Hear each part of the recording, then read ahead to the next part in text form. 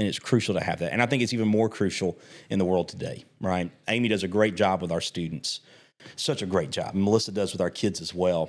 And Amy and Melissa have talked to me about a lot of different things. And one of the things Amy's been going through right now is a study on worldview. And it's amazing to hear from her, and I've had a chance to hear from some of our students as well the other night, of the things that they watch, the things that they listen to, the influences that are on their life.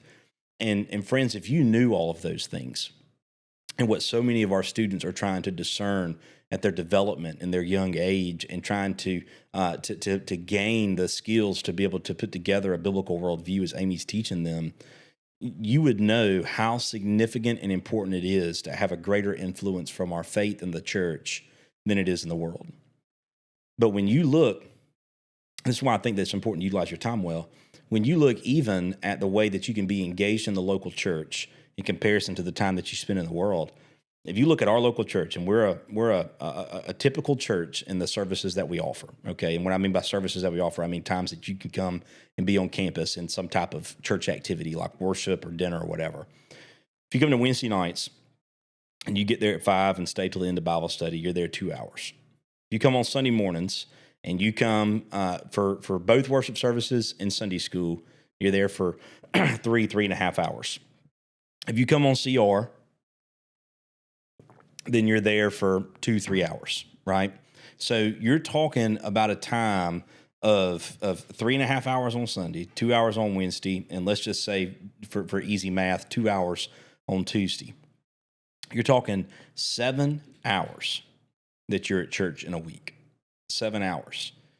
Your children spend 8 hours in academic learning in the school, approximately. And then they're engaging in some type of extracurricular activity, sports, dance, whatever it may be at the school. And then they're engaging in some other type of club activity. So your students in a singular day, kids and students alike, have already spent more in one day in the world in the capacity of what they're learning, of what they're doing, of all the different activities, not getting home till 8, 9 o'clock at night, in one day than they can in a week in the life of the church. And those of you that work 40 hours a week of work, and when you say 40 hours, most of us say, yeah, but it's really like 60. Again, 60 hours in a 5-day work week, sometimes 6-day work week, compared to 7 hours that you have of spiritual influence. If the only spiritual influence you have in your life is 7 hours a week, the math doesn't math. That's like saying that 2 weeks of vacation is enough for me to feel recharged for the other 50 weeks of the year. It just doesn't work. So we have to utilize our time as well as we possibly can and not be distracted by the things of the world. And summer is just one of those great distractions.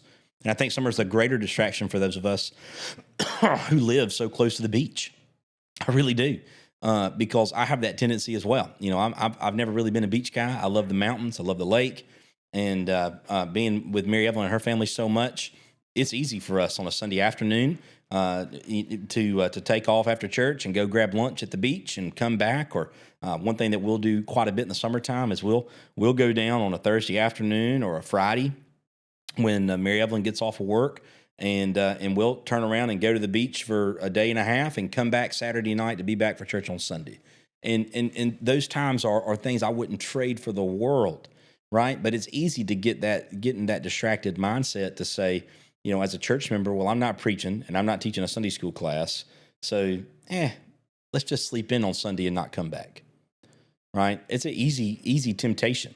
And it does not take a lot of influence to say, yeah, I'm not going back to Enterprise today. I'm staying at the beach, right? Doesn't take. I mean, you could offer a free box of Thomas Donuts, and I would probably do that, to be honest with you.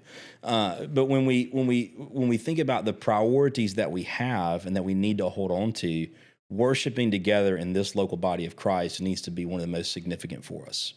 And